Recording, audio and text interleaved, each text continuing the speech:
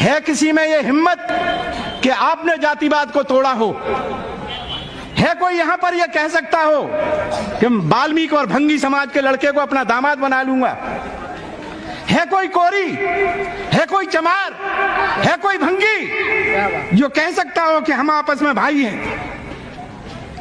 ब्राह्मण से ज्यादा दुश्मन वाल्मीकि को चमार नजर आता है और कोरी को चमार नजर आता है। क्या इस को तोड़ सकोगे?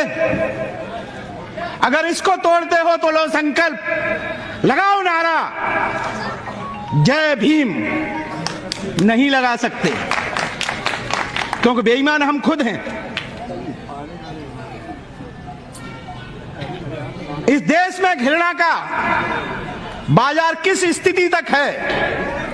मैं नहीं कहता कि होली पवित्र थी या होलिका पवित्र थी।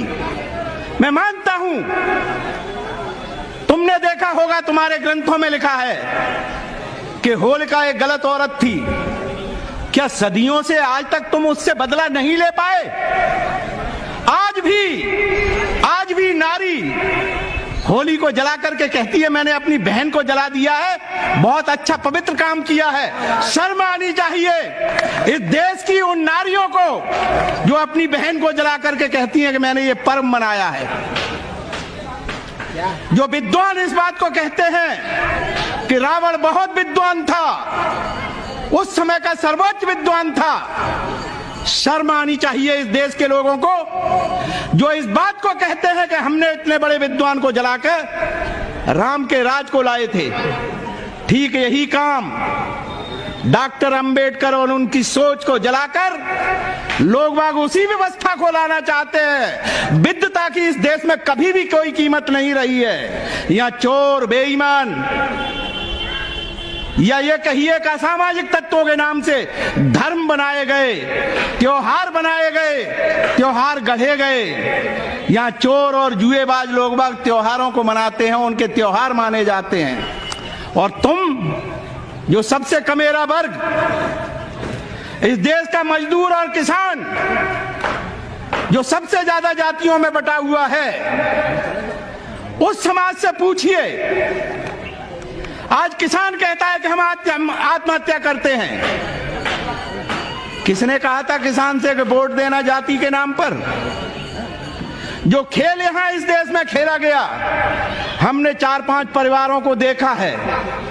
उनके घर के नौनिहालों को जब 2 अप्रैल को मारा गया था, हो सकता है आप लोग सोचते हो कि हमने बहुत अच्छी अपनी शक्ति का प्रदर्शन किया था।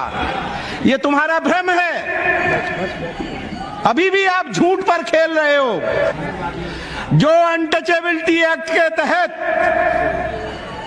न्याय किया गया था, वो न्याय नहीं था, वो प्रायोजिक व्यवस्था थी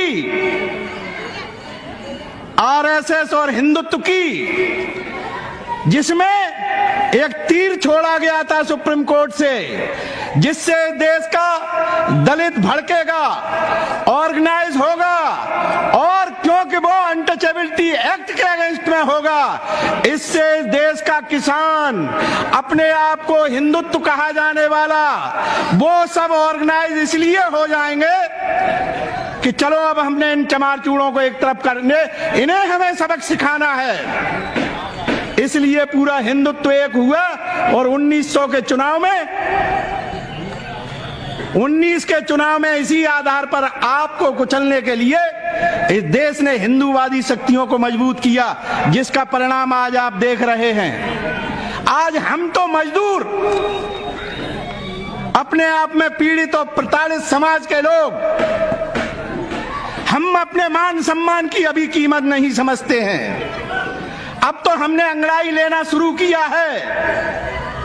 अब हम अपनी आजादी की लड़ाई इन नौजवानों के भरोसे लड़ना चाहते हैं। बाबा साहब डॉक्टर अंबेडकर जब थे, हमारे पास ये पढ़ा हुआ नौजवान नहीं था, हमारे पास ये बहनें नहीं थी जो अपने आप में ये सोच सकती कि सम्मान क्या होता है, धर्म क्या हो सकता है, शिक्षा क्या होती है, विकास क्या होता है, अच्छे तरह से रहना खाना पीना क्या होता है, ये हमारी उस समय की माताएं बहनें नहीं समझती थी।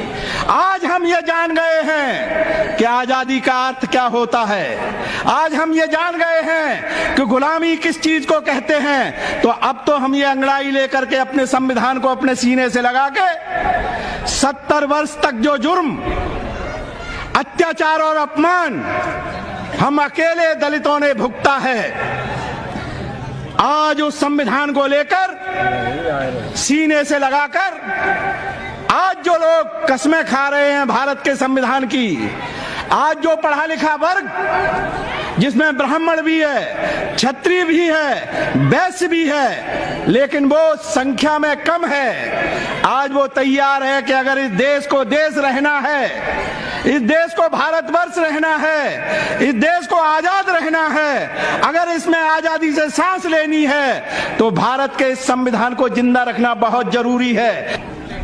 आज हम सुप्रीम कोर्ट से उम्मीद रखते हैं कि वह संविधान की रक्षा के लिए आगे आए। आज 4 जज सुप्रीम कोर्ट के कहते हैं कि इस देश का संविधान खतरे में है। उस पर कोई चर्चा क्यों नहीं होती, उस पर कोई मंथन क्यों नहीं होता? तो आम नागरिक तो सुन के कहेगा ही कि जरूर हमारे देश का संविधान खतरे में है।